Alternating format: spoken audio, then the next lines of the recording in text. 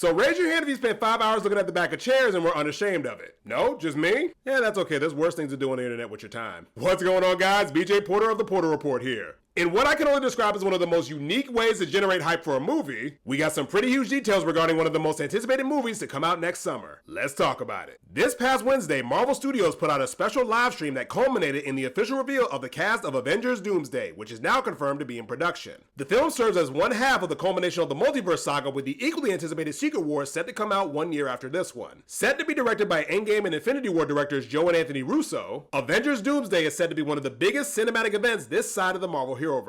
Speaking on the ensemble on screen, there was a lot of speculation about who was actually going to be in this movie. And while a good amount of people confirmed their involvement prior to the live stream, nothing was set in stone until Marvel Studios made it official. Well, thankfully, after 6 hours of looking at names on the back of chairs, Marvel has officially unveiled who's going to be involved in the upcoming crossover event set to drop in May of 2026. The roster is stacked to the brim with some incredible talent that includes some familiar faces, some new faces, and some older faces that we haven't seen in quite a while. So how about we kick things off by giving you guys some familiar faces who are reassembling for this movie. Let's run down the list. We got Chris Hemsworth coming back as Thor, the God of Thunder. We got Paul Rudd returning as Scott Lang, aka Ant-Man. We have our new Star-Spangled Man, Anthony Mackie, coming back as Sam Wilson, aka Captain America. And we got the Pride of Wakanda coming in hot with Letitia Wright returning as Shuri, in addition to Winston Duke returning to the fray as M'Baku. Now you think that would be enough, but nope. How about we make this a family affair by adding Marvel's first family? Moss-Bachrach, Vanessa Kirby, Pedro Pascal, and Joseph Quinn will all be reprising their roles in Avengers Doomsday, following their MCU debuts in this July's The Fantastic Four First Steps. Now if you're still following along, that's already a pretty impressive cast of characters. But I think we should add a little bit of grit to this ensemble by throwing in a couple miscreants. Specifically, Yelena Belova,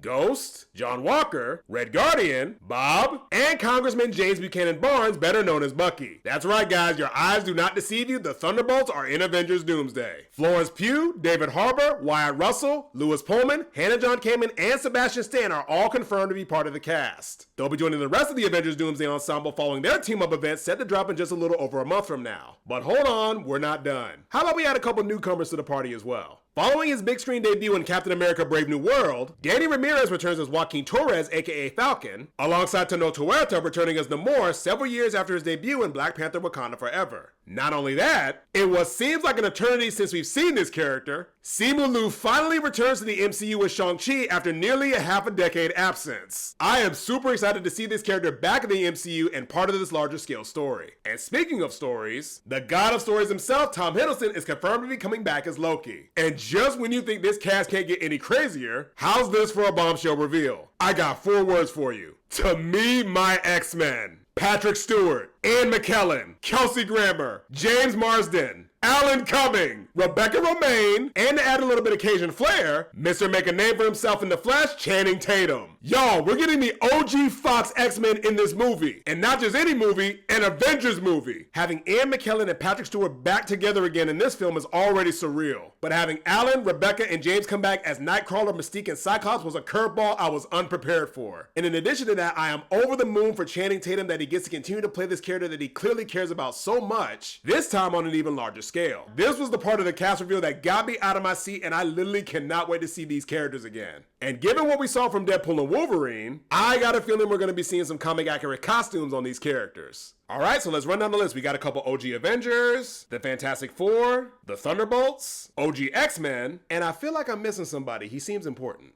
Oh yeah, that's right. Herbie. How could I possibly forget him? Obviously, guys, I'm just kidding. The most important member of the cast is Victor Von Doom, played by Robert Downey Jr. So in case it wasn't already obvious, there's some pretty decent talent in this movie. I'm pretty sure this is how the conversation went when they were discussing who was going to be in this cast. Hey Kevin, who all do you want in this movie? Everybody!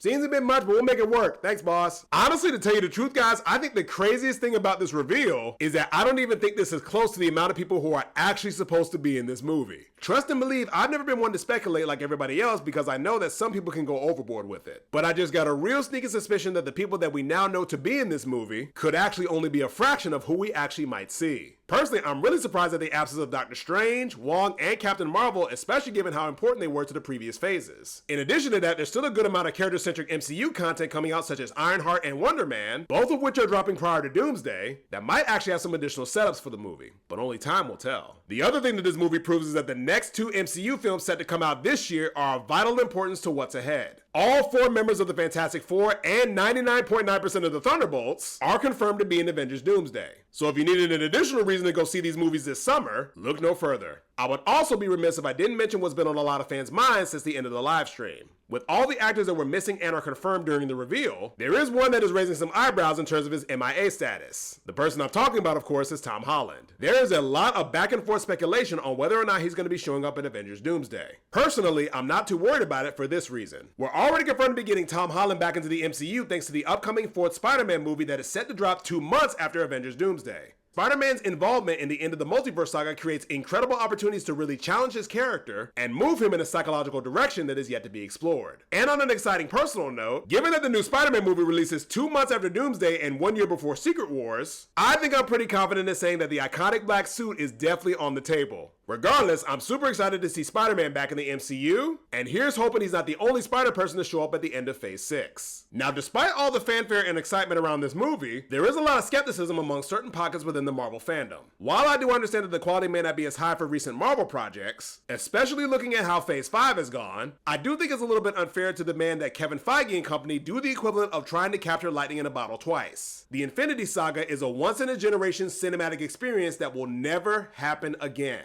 No matter how much you want to scream and shout that they need to run it back and make it like before, simply nothing will ever come close. Personally, I'm having a good time spending time with these characters I've known for over 10 years and exploring unexplored sections of this heroverse. I'm still very much a massive fan of the Marvel Cinematic Universe, and they haven't given me any reason to jump ship now. The best thing I can do at this point is just wish Anthony, Joe, and the entire cast and crew a smooth and safe shoot, because at the end of the day, I'm confident that the culmination of the Multiverse Saga will be as spectacular as we all hope, while also laying the foundation for a promising future in the next phase and beyond. Best believe I'll be covering this movie extensively when it gets closer, but in the meantime, we have 2 MCU movies coming out this summer that have just become mandatory viewing, in addition to a bevy of other Marvel content across gaming, streaming, and animation. So we got plenty of things to keep us busy until we get to May 1st, 2026. Stay locked to the channel for any and all updates regarding this film and any other happenings across the Marvel Cinematic Universe. Be sure to like, comment, subscribe, tell a friend to stop on by. I hope everybody has a marvelous rest of their day, and until next time, I'm BJ Porter, and I look forward to seeing you all on Doomsday.